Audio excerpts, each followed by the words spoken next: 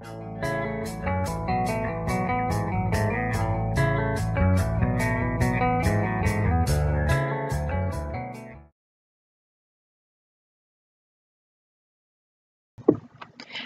and welcome to a new video by me, Charles the 10. It's been a while again, about a month. I literally, I say I don't have time, but I kind of do. But there is a lot of times where I don't. I have been busy with college work. I did say in my video if I was busy, I wouldn't be able to do stuff. And I have been busy with college work. Behind me is my PC. I'm not using my PC to record this because I still can't get software to work on it.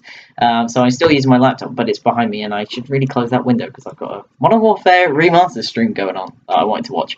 But yeah, so today, as you can see by the title, we are going to be talking about Battlefield 1, and this is going to be my review of Battlefield 1. I really should have turned off my PS4, which is in the background, but oh well, let's turn off the screen.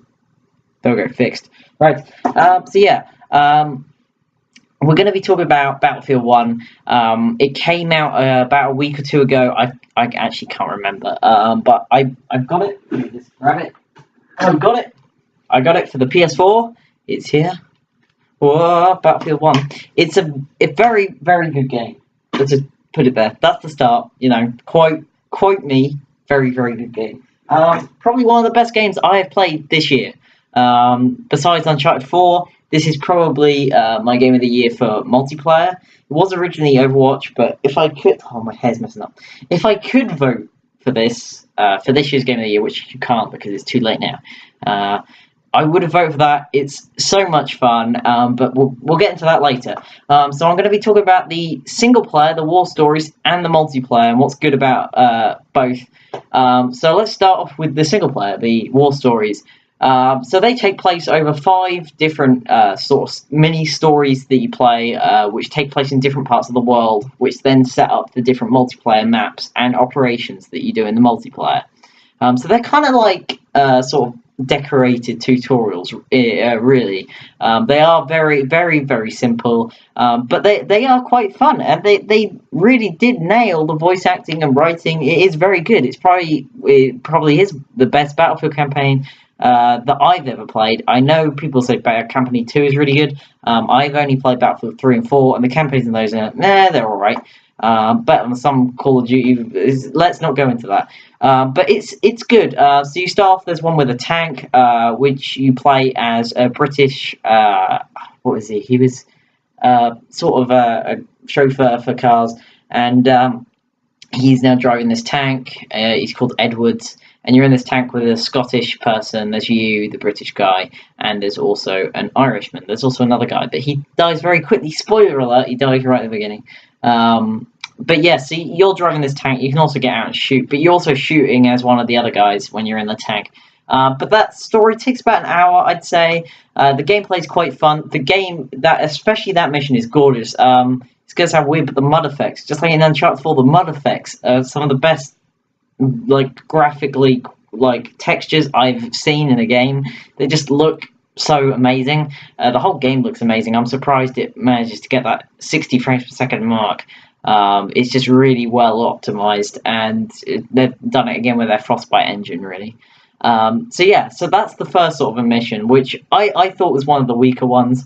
Then we go into the second set of missions, which was you're a pilot, an American pilot who locked up, basically. He lost a card bet, but he ended up cheating, and he won this British guy's plane.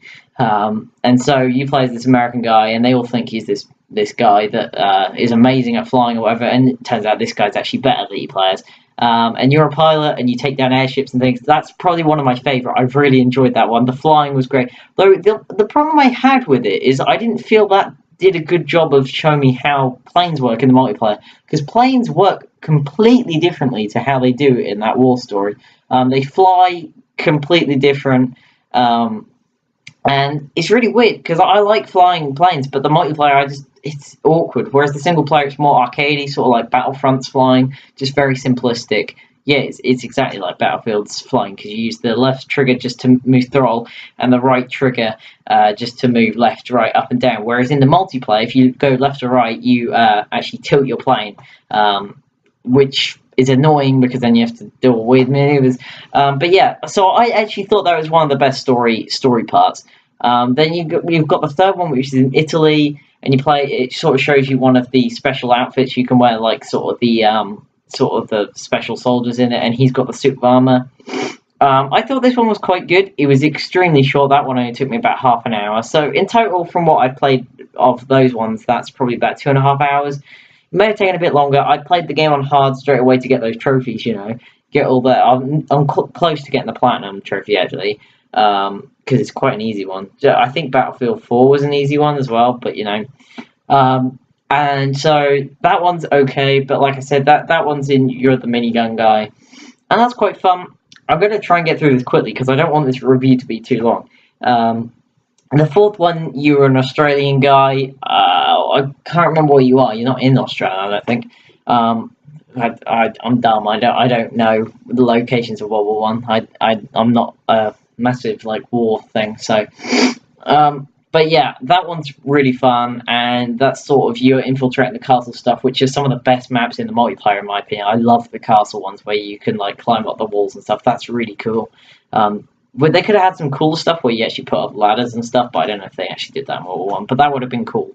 But yeah, that's one of my favorite ones. And then the last one is in Arabia, yeah, because Lawrence of Arabia, duh. And you're playing as this woman who's helping Lawrence of Arabia, and he's in it.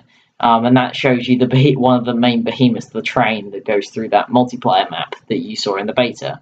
And at the end of that, you have to destroy that. So it is basically a longer tutorial, stretched over, I don't know, let's say 6 hours. It probably took me a bit longer because I was on hard, which is actually, I'd recommend that. It's difficult. Normal's too easy.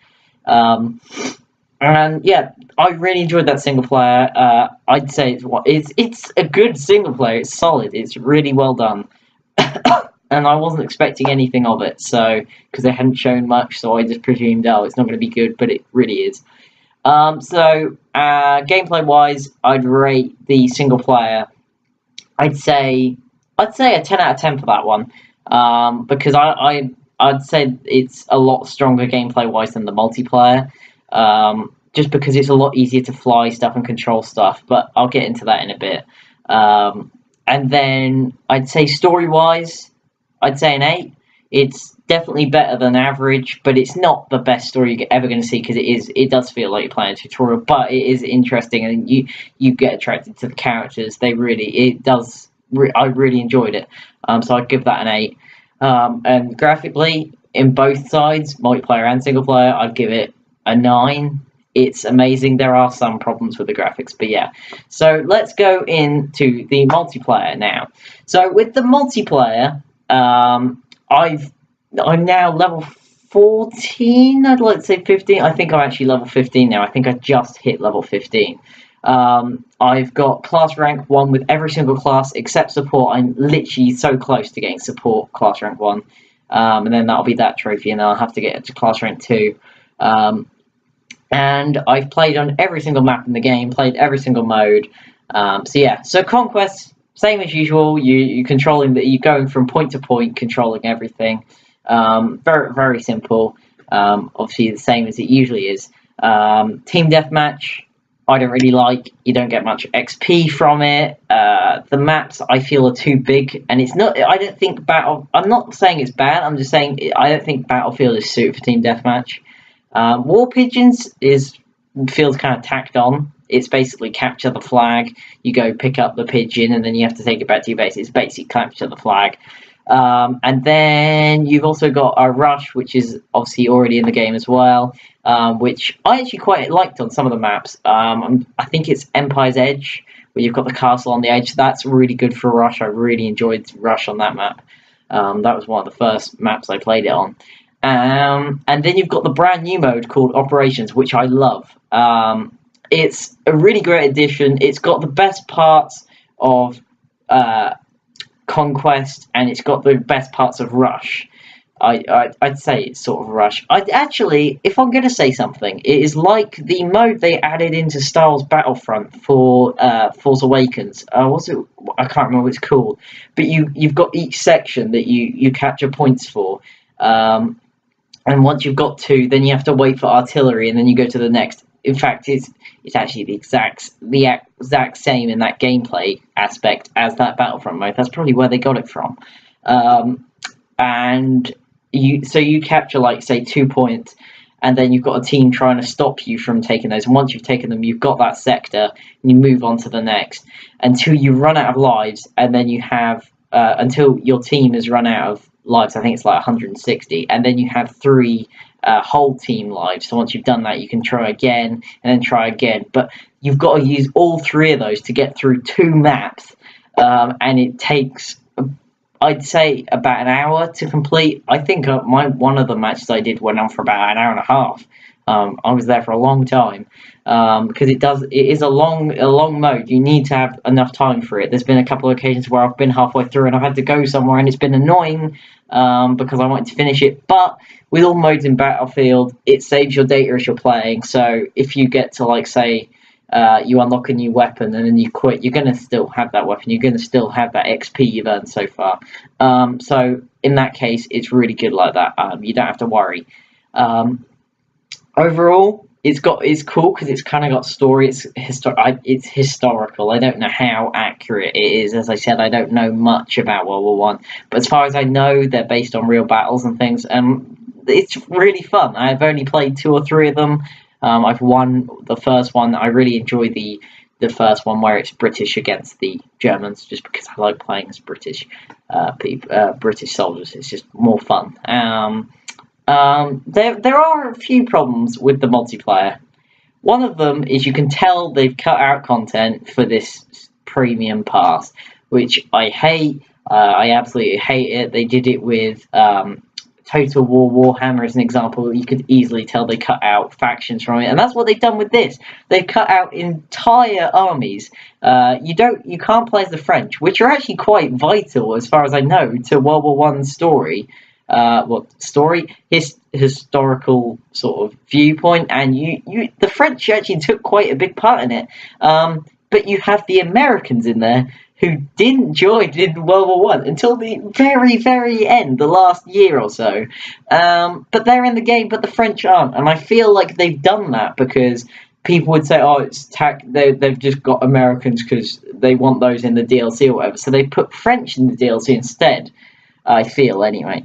And they said they're also going to add in Russia or something, and it's like, come on, they should just be in the game. I understand you want to have content, and there's not much you can add because they've already kind of used all the weapons. The way they've done weapons is as much as they could do. There's not that many automatic weapons in World War One, yet they've sort of tweaked it a bit to get that. But yeah, I'm a bit peed off about the DLC situation. I'm not going to be buying the premium pass until I see what's in that first expansion pack. It's £40. I'm not paying that for a premium pass just yet. I'm going to wait and see, just like I did with Battlefront. So overall, I'm sure it will be worth it, but for the time being, I would say don't buy that, and just play this content because there is plenty of content there. So I'm going to go into the vehicular combat and flying and things like that. So tanks, I found rubbish at first. The heavy tanks are awful. I don't see the point, in my opinion anyway. That's just because I'm rubbish at playing them. But the light tanks I love because they've got like a shotgun on them. So if you see a soldier, you've just taken him out. You can easily attack tanks. You can quickly repair. It just seems overall the better one. It's a lot quicker and things. It's smaller, so you can get to rooms and things. So it seems a lot better to use that. So tanks I like. They're good. I can easily get a good KD. I can, if I'm doing rubbish at game, just spawn the tank. That's one thing they fixed from the beta. There's nowhere near as many tanks on the battlefield as there was in the beta, which is understandable because there was basically none in the battles in World War One. They'd have like 1 or 2. It's not like Battlefield 4 where you've got them everywhere. It's just that's not how it happened.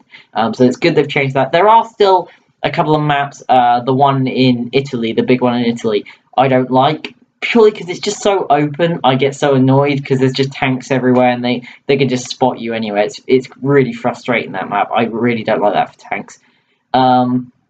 Planes. I enjoyed like I said in the single player, I enjoyed the planes, but the flying is different in multiplayer and I'm not as good as flying in multiplayer.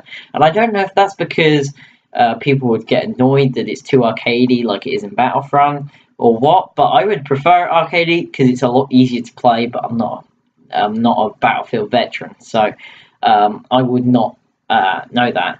But so overall, from the multiplayer perspective, I think I'd rate gameplay probably an 8. I love it, but there are a few, like I said, problems that I personally have with it. There's weapons are a bit weird and things. Maps, I would say a 9. There are a couple of maps I don't like, but most of the maps I really enjoy. Then what else should we go with? I'd say the operations mode. I'd give that an 8. That's fun. There's a couple of problems. It's a bit long, so you need to be prepared for that. But overall, it's a brilliant multiplayer. I'd say overall for the multiplayer, I'd probably give it a 9. I think overall for multiplayer. All in all for the game. So I don't think I said overall for single player, I'd give that an 8. I can't remember. But yeah, I think overall for the game, it's kind of tough because I'm kind of torn between 8 and 9. But I'm gonna push it to a 9. I don't think it's a perfect 10 out of 10. It's not perfect. It's got some problems, but I think it's a very good game, and I think it deserves a good 9 out of 10. Not an 8. There are some problems, but they're not bad enough for me to drop it a whole point. So for Battlefield 1, I'm going to rate it a 9 out of 10. So if you liked this review, make sure to press that like button down below, as well as comment below. Tell me if you enjoyed it. Hopefully going to be reviewing Infinite Warfare. If I do get that, that might be soon. I don't know. But we shall see. I might have that and do a review for it. But we'll see how this goes. Hopefully this will be up this weekend. The weekend Infinite Warfare's out. Yeah, because I've been meaning to do this and just haven't had time. So, like I said, if you enjoyed it, comment down below, leave a like, and make sure to subscribe. And I'll see you all again next time. Thanks. Bye.